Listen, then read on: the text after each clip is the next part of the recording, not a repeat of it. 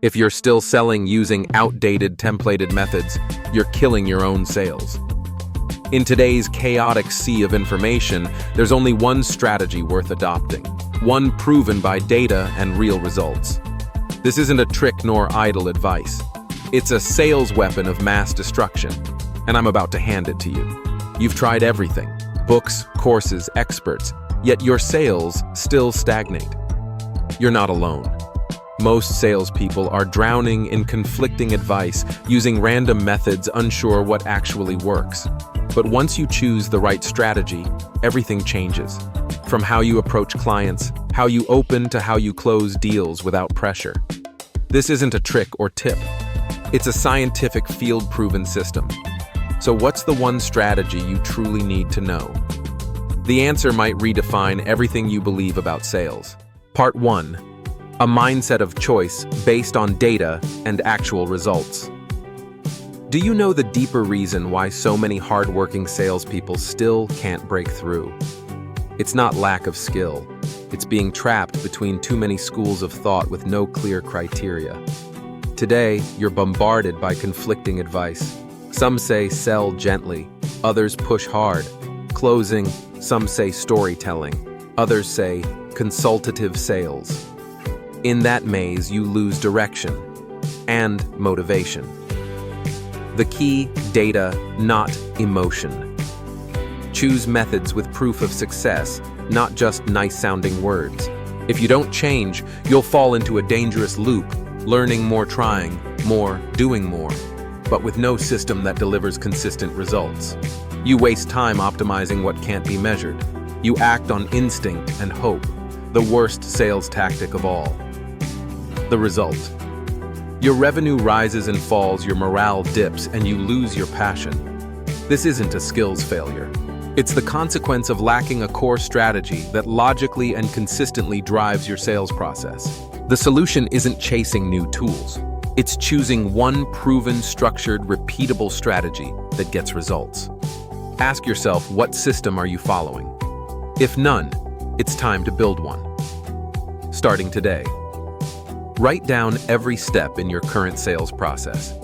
Compare it to data, what works, what doesn't. Then keep the effective parts, cut the excess, and commit to your chosen strategy. No distractions. Part 2. Distinct radical differentiation. 1. Breaking the pattern. Starting differently. The biggest problem in approaching clients isn't what you say. It's how you start. When you call and say, "Hi, I'm calling from ABC Company," you've already categorized yourself as someone to reject. The customer's brain detects a sales pitch and shuts down. Why? Because you sound just like the last 10 callers. You're not wrong. You're ordinary.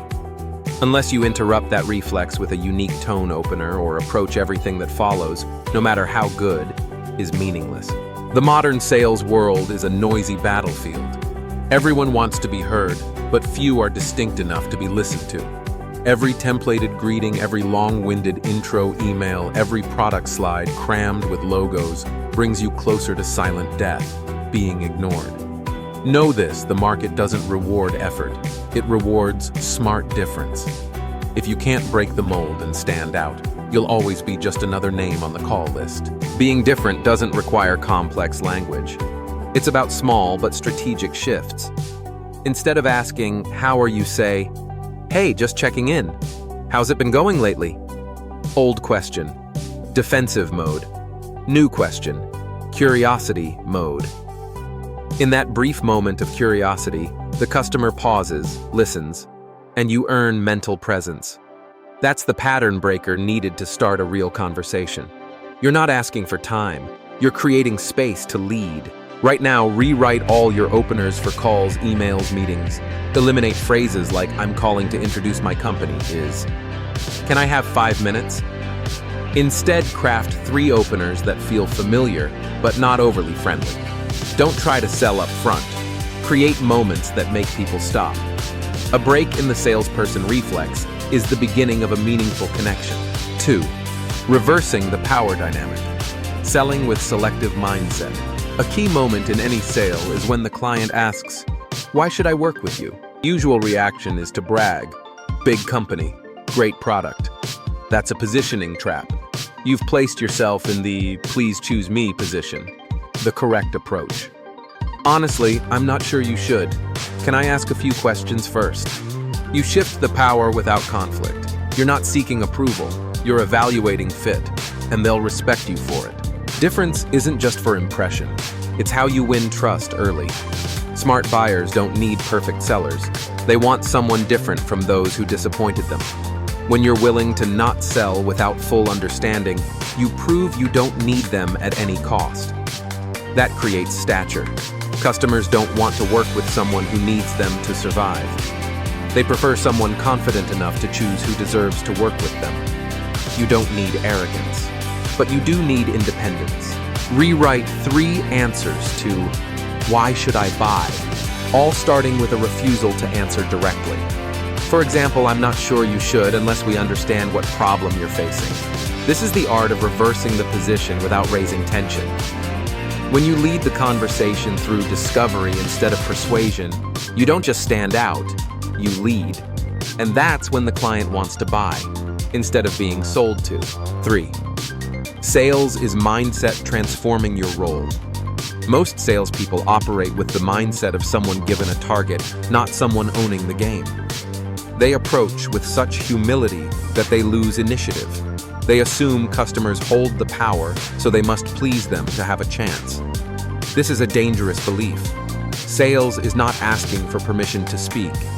It's identifying the real issue, leading with rhythm, and choosing the right person to serve. Sales status isn't about who pays. It's about who has the stronger mindset. If you approach every customer thinking, "I need to make this sale," you're trapping yourself. Customers sense your insecurity in your tone-gaze questions. They take control. You get dragged into objections, doubts, haggling, and lose. Not because you're weak, but because your mindset placed you in the weaker role. If you believe you need every customer, you won't dare eliminate anyone. And so you'll serve even those who don't deserve your time. To change your results, change your role. From sales rep to fit evaluator. Speak like an assessor, not a persuader. Ask deeply. Pause when it's not a fit. Set standards for your clients. Starting today, write your new internal statement before every meeting. "I'm not here to sell. I'm here to filter." When you believe in your value, you don't beg for acceptance. You offer the privilege of collaboration to those who qualify. Part 3.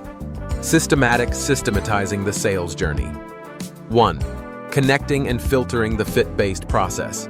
Sales isn't a game of chance. It's a process. If you feel it, then talk or improvise every meeting. You're flipping a coin with your revenue.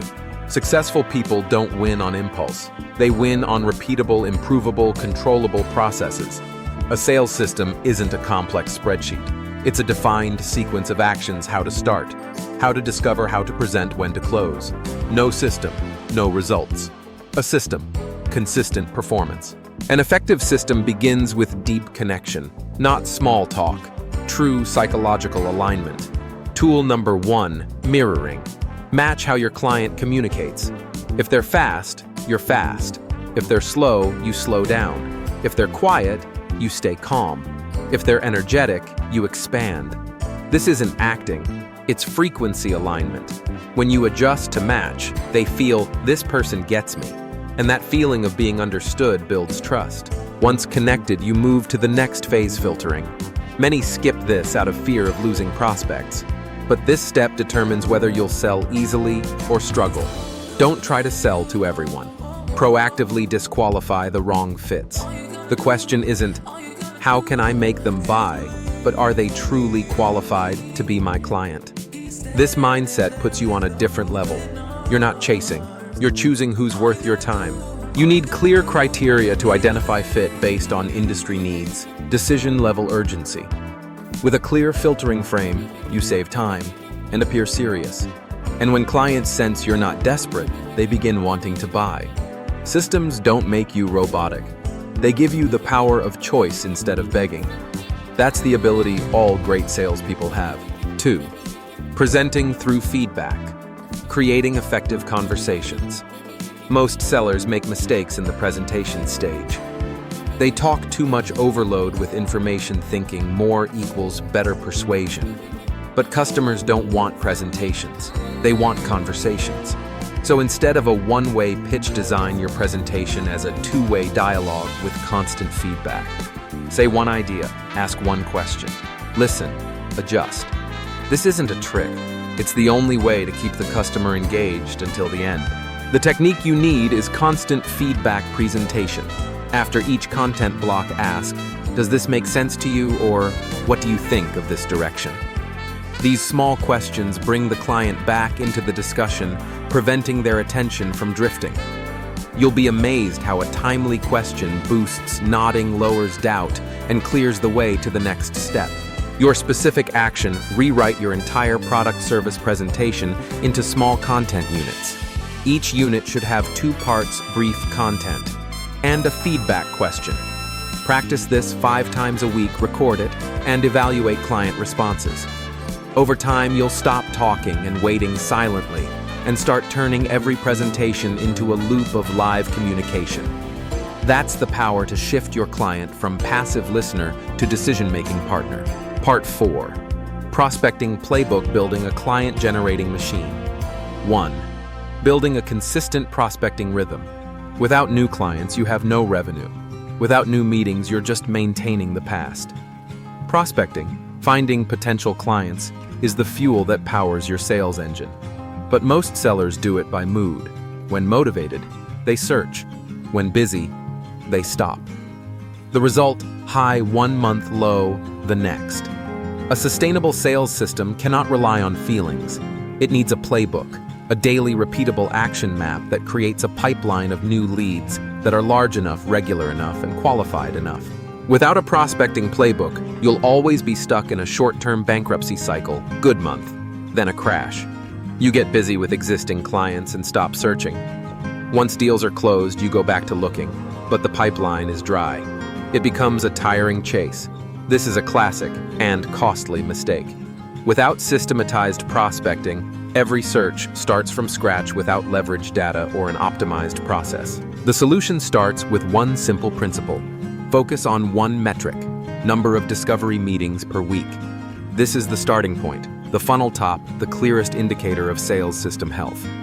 You can't control signed contracts, but you can control how many meetings you set.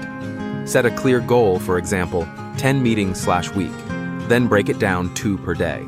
And commit not to leave your desk until it's done. You need a performance standard like an athlete, no excuses. Once you have your target, the next step is choosing your channels. Cold calling, LinkedIn outreach, referrals, writing content, personalized emails. Choose the 2-3 that best fit your market, but don't do them all. A strong system is focused, repeatable, measurable. At the end of each week, assess how many meetings did each channel generate. At first, you'll experiment, but after 3 weeks, a working model will emerge. Then scale it. No feelings, just data guiding the way. 2. Generating clients through a referral strategy. Among prospecting channels, one of the most effective and least competitive is referrals, if done right. Don't say, "Can you refer someone to me?" That sounds vague and pressuring. Instead say, "The way I grow is by helping really well." Then clients like you refer someone they feel is a good fit. Do you know anyone like that? Gentle language, clear direction, and empowering the client. This is how you turn current relationships into launchpads for new opportunities. You must treat prospecting like exercise, non-negotiable. Set a fixed daily time block just for creating meetings. No emails, no client work, just prospecting. Track every attempt, every result, which script worked best. After 2 weeks, you'll have enough data to fine-tune greetings, questions, and reply rates. Step by step, you'll build a client-generating machine that runs regardless of your motivation. Start now. Step 1. Set a weekly discovery meeting goal. Step 2. Choose 2-3 outreach channels to repeat daily. Step 3. Create a tracking sheet. Each line is one effort, who, when, result. Step 4. Test a new referral script. Not pushing, but inviting. Step 5. Improve 1 point per week, from openers to follow-ups to call timing. And finally, don't wait for inspiration to find clients. Prospecting is survival discipline, not an optional habit. Part 5. The DSP Strategy. Summary: aligning 3 core pillars. You might be great at closing. You might communicate smoothly. But if you lack any one of the 3 pillars, distinctiveness, systemization, prospecting, playbook, you're building on sand. DSP is a 3-legged stool. Lose one leg, the whole thing collapses. You can't be different without a system to support it. You can't systemize if there's no lead input. You can't create steady clients without a strategic mindset. Each piece doesn't stand alone. They multiply each other to create lasting leverage. DSP isn't a toolbox. It's how you see the sales world. It's how you think when you log on each morning. How will I be distinct today? Where am I in the system? Have I fed the funnel enough? Right thinking doesn't guarantee instant wins, but it keeps you on the right path. A successful seller isn't reactive to clients. They proactively lead a system that delivers repeatable results. Success stops being luck. It becomes inevitable.